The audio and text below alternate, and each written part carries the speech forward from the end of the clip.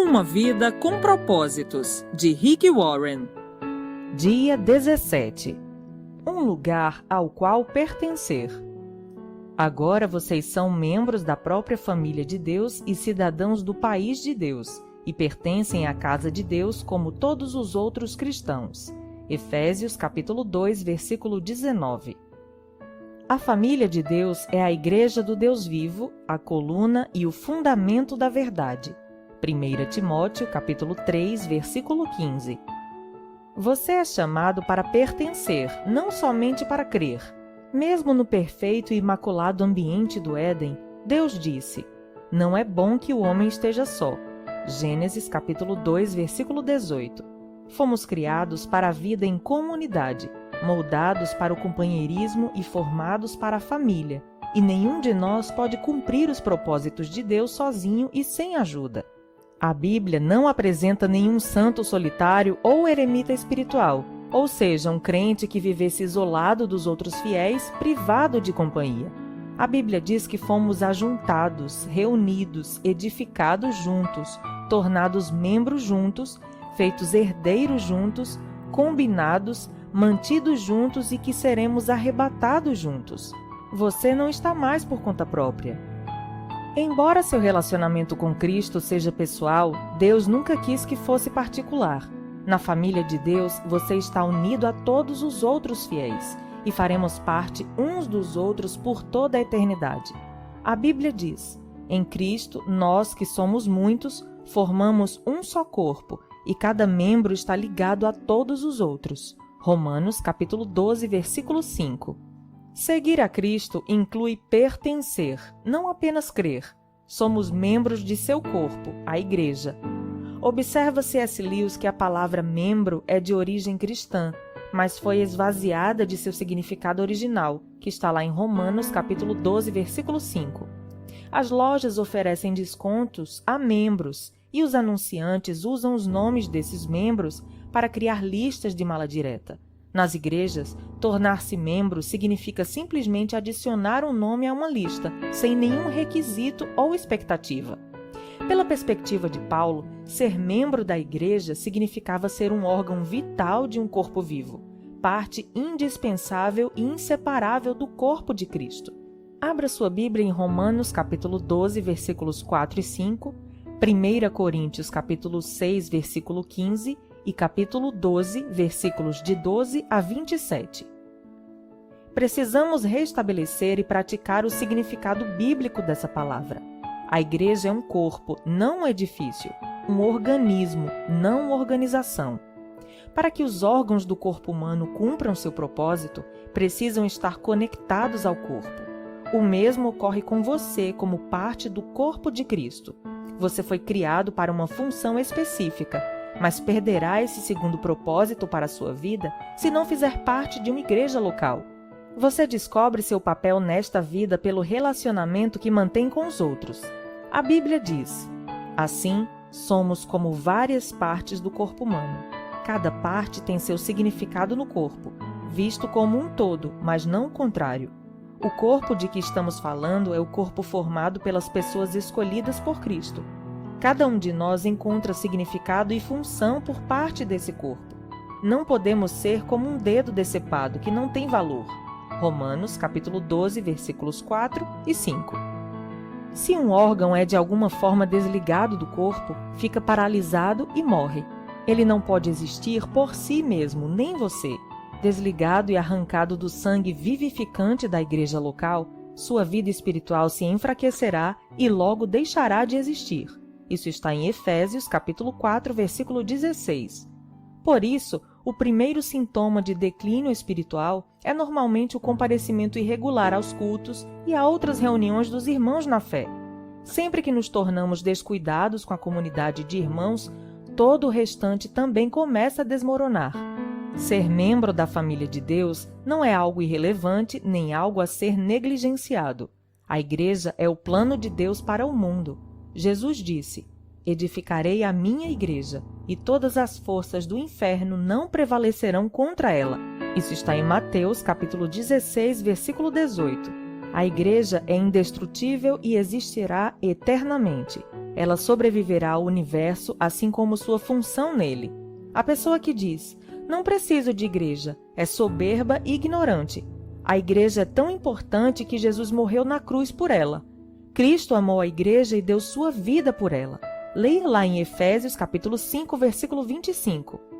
Na Bíblia, a igreja como um todo é chamada a noiva de Cristo e o corpo de Cristo. 2 Coríntios capítulo 11, versículo 2 e 1 Coríntios capítulo 12, versículo 27. Também em Efésios capítulo 5, versículo 27 e Apocalipse capítulo 19, versículo 7. Não consigo imaginar alguém dizendo para Jesus, eu te amo, mas não gosto da tua noiva. Ou, eu te aceito, mas rejeito teu corpo. Mas é isso que fazemos quando desprezamos e depreciamos a igreja ou reclamamos dela. Em vez disso, Deus nos manda amar a igreja, tanto quanto Jesus a amou. A Bíblia diz, amem sua família espiritual. Isso está em 1 Pedro, capítulo 2, versículo 17. Lamentavelmente, muitos cristãos usam a igreja, mas não a amam. A comunidade local. Salvo em poucas e importantes exceções, como quando alude a todos os fiéis ao longo da história, a palavra igreja é utilizada na Bíblia quase sempre para se referir a uma comunidade visível e local. O Novo Testamento parte do princípio de que o membro pertence à comunidade local. Os únicos cristãos que não pertenciam a grupos locais eram aqueles sob a disciplina da igreja, os quais eram removidos da comunidade depois de flagrados em pecado. 1 Coríntios, capítulo 5, versículos de 1 a 13 e Gálatas, capítulo 6, versículos de 1 a 5. A Bíblia diz que o cristão sem a igreja local é como o órgão sem o corpo, a ovelha sem o rebanho ou a criança sem a família. É uma situação anormal, como dá a entender a Bíblia quando diz, e pertencem à casa de Deus como todos os outros cristãos. Efésios capítulo 2, versículo 19. Os valores de hoje que advogam a independência e o individualismo criaram muitos órfãos espirituais, os crentes peregrinos, ou os sem igreja, que ficam circulando de uma igreja para outra sem filiação, responsabilidade ou compromisso. Muitos creem que é possível ser um bom cristão sem se unir ou mesmo frequentar uma igreja local, mas Deus discordaria veementemente. A Bíblia oferece muitas razões irrefutáveis para sermos ativos e comprometidos numa comunidade local. Por que você precisa da família eclesiástica? A família eclesiástica identifica-o como cristão verdadeiro. Não posso afirmar que sou um seguidor de Cristo se não sou comprometido com um grupo específico de discípulos. Jesus disse, o amor de vocês uns pelos outros provará ao mundo que vocês são meus discípulos. João, capítulo 13, versículo 35. Quando nos reunimos em amor como uma família na igreja, com diferentes formações, raça e posição social, levamos ao mundo um poderoso testemunho. Você não é o corpo de Cristo isoladamente. Precisa de outros para expressar essa condição. Juntos, não separados, somos o corpo do Senhor. 1 Coríntios, capítulo 12, versículo 27. A família eclesiástica retira-o do isolamento egoísta. A igreja local é a sala de aula onde você aprenderá a se relacionar com a família de Deus. É o laboratório para a prática do altruísmo e do amor compassivo. Como membro ativo, você aprende a se interessar pelos outros e a compartilhar suas experiências. Se uma parte do corpo sofre, as demais partes sofrem com ela. Ou se uma parte é honrada, as demais compartilham de sua honra. 1 Coríntios, capítulo 12, versículo 26. Somente pelo contato regular com fiéis comuns e imperfeitos, podemos aprender o verdadeiro companheirismo e experimentar a verdade do Novo Testamento. Sermos unidos e dependentes uns dos outros. O companheirismo bíblico compreende sermos tão comprometidos uns com os outros quanto o somos com Jesus Cristo. Deus espera que entreguemos nossa vida uns pelos outros. Muitos cristãos que conhecem João capítulo 3, versículo 16, desconhecem 1 João capítulo 3, versículo 16. Nisso conhecemos o que é o amor. Jesus Cristo deu a sua vida por nós e devemos dar a nossa vida por nossos irmãos. Esse é o tipo de amor sacrificial que Deus espera que você demonstre pelos outros irmãos, uma disposição para amá-los da mesma forma que Jesus o amou. A família eclesiástica ajuda a desenvolver músculos espirituais. Você jamais chegará à maturidade apenas comparecendo aos cultos de adoração como espectador passivo. Somente a participação nas ilimitadas atividades da igreja local desenvolve a musculatura espiritual. A Bíblia diz: à medida que cada parte realiza o seu trabalho em especial, ela coopera para o crescimento das outras partes, para que todo o corpo esteja saudável, crescendo e cheio de amor. Efésios capítulo 4, versículo 16. As expressões uns aos outros ou uns dos outros são usadas mais de 50 vezes no Novo Testamento. Recebemos ordem para amar uns aos outros, orar uns pelos outros, incentivar uns aos outros, admoestar uns aos outros, saudar uns aos outros, servir uns aos outros, ensinar uns aos outros, aceitar uns aos outros, honrar uns aos outros, carregar os fardos uns dos outros, perdoar uns aos outros, submeter-nos uns aos outros e sermos dedicados uns aos outros, além de muitas outras obrigações mútuas. Isso é ser membro do ponto de vista bíblico. Essas são as responsabilidades familiares que Deus espera que você cumpra na comunidade local. Com quem você vem agindo dessa forma? Pode parecer mais fácil ser santo quando não há mais ninguém por perto para frustrar suas preferências, mas essa é uma santidade falsa que não foi posta à prova. O isolamento é deliberadamente enganoso. É fácil nos enganarmos pensando sermos maduros quando não há ninguém para nos contestar. A verdadeira maturidade manifesta-se nos relacionamentos. Precisamos mais que da Bíblia para crescer. Precisamos de outros irmãos. Crescemos mais fortes e mais rapidamente aprendendo uns dos outros e sendo responsáveis uns pelos outros. Quando os outros compartilham o que Deus está lhe ensinando, também aprendemos a crescer. O corpo de Cristo precisa de você. Deus tem uma função específica para você na família cristã. Isso se chama ministério e o Senhor lhe concedeu talentos para essa missão. Um dom espiritual é dado a cada um de nós, visando ajudar toda a igreja. 1 Coríntios capítulo 12, versículo 7. A comunidade local é o lugar planejado por Deus para que você descubra, desenvolva e utilize seus talentos. Você até pode ter um ministério mais abrangente, mas será algo adicional a seu serviço no corpo local. Jesus não prometeu edificar seu ministério, prometeu edificar a igreja dele. Você participará na missão de Cristo no mundo. Enquanto Jesus andou entre os homens, Deus trabalhou por meio do corpo físico de Cristo. Nos dias de hoje, usa o corpo espiritual de seu Filho. A igreja é um instrumento do Senhor neste mundo. Não devemos apenas ser exemplo do amor de Deus amando-nos uns aos outros. Devemos também transmiti-lo em conjunto ao restante do mundo.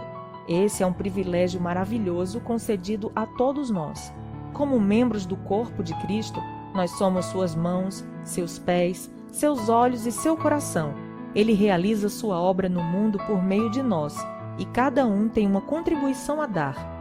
Paulo afirma: Ele criou cada um de nós por meio de Cristo Jesus e a Ele nos unimos nessa obra grandiosa, a boa obra que Ele deseja que executemos e que faremos bem em realizar.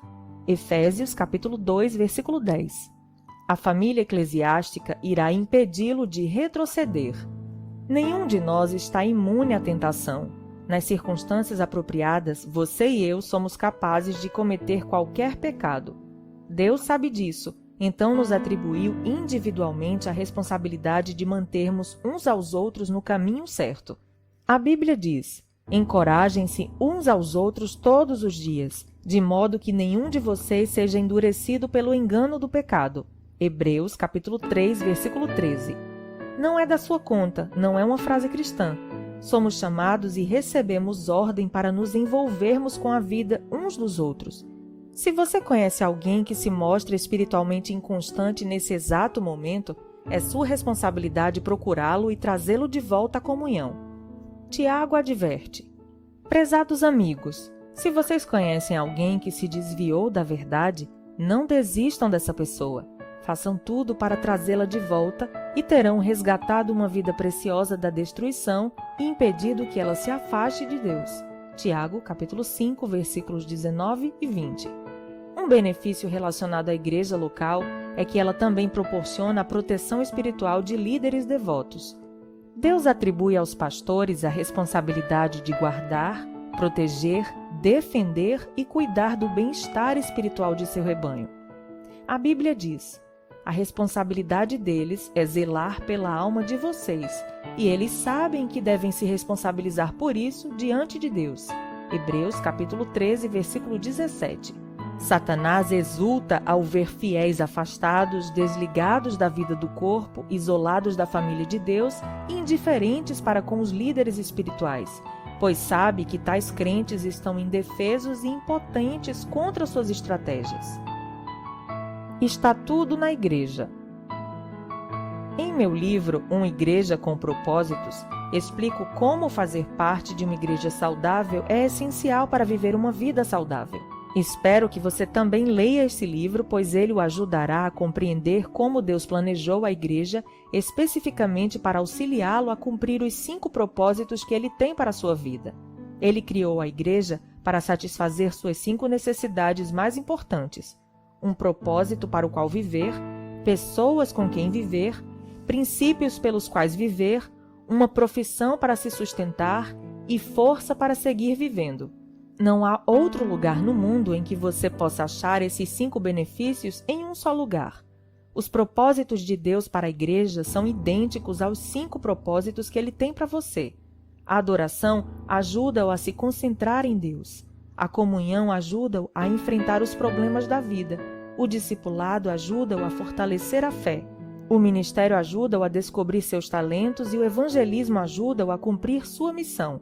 No mundo não há nada que se compare à igreja. Sua escolha. Sempre que uma criança nasce, torna-se automaticamente parte da família universal dos seres humanos.